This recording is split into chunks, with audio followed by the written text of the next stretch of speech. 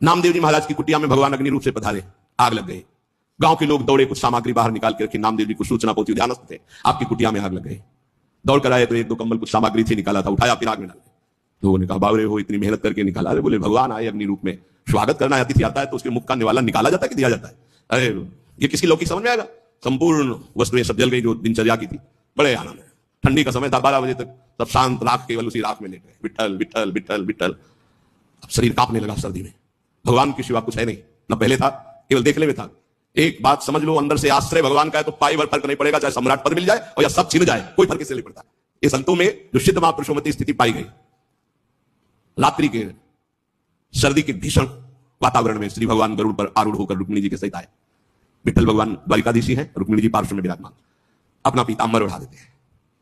गरुड़ जिसे कहते हैं विश्व की सबसे सुगंधित तृण लाए जाए, एक से एक सुगंधित लताएं, और रात भर में कुटिया ऐसी छा दी कि किलोमीटरों तक वातावरण दिव्य सौरभ से युक्त।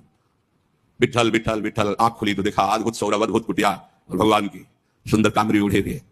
वैसे उनको पता है योगक्षेमम भाम्यम, जिनकी जिम्मेवारी वही सब है। गांव के लोग की देखो कितना ठंडी में नामदेव जी की कुटिया जल गई थी, वो सब परेशान होंगे। जब देखा तो एकांत क्षेत्र में ऐसी कुटिया विश्वम्भर के हाथ से बनाई हुई, पूछो मत। सब लोग गांव के दौड़ दौड़ के आए, बाहर सौरभ में मतवाले हो रहे थे। बोले नामदेव जी ये कारीगर कहां मिलेगा, कितना रुपया लगता है, रातों रात तुमने ऐसी कुटिया बना ली?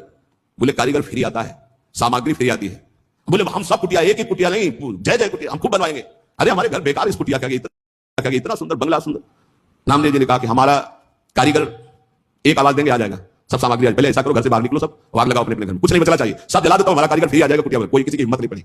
समझ रहे हो? जिसका हरि के सिवा कुछ नहीं होता वही हरि के प्रेम को, हरि की महामहिमा कृपा को समझ पाता है, दूसरा नहीं। इसलिए कह रहे निर्विद्य कृत्या दखिलात कदा हम चित्वा समस्ता जगत अपेक्षा, जगत की अपेक्षा को काट दो। जीवन का परम कर्तव्य भगवत प्राप्ति है। हर कर्तव्य लोक धर्म के अंतर्गत है, और हमारा परमार्थ पुष्ट नहीं हुआ तो लोक धर्म बहुत जन्म कर चुके हैं, बहुत जन्म पति बन चुके, पत्नी बन चुके, पिता बन चुके, पुत्र बन चुके, सब ये कर्म किए, लेकिन आज तक सदगति नहीं हुई। आज सदगति होने का हमें फिर अवसर मिला है। अब हम भजन के द्वारा, नाम जप के द्वारा, सत्संग के द्वारा भगवत प्राप्ति करेंगे। जीवन का परम लाभ भगवत प्राप्ति।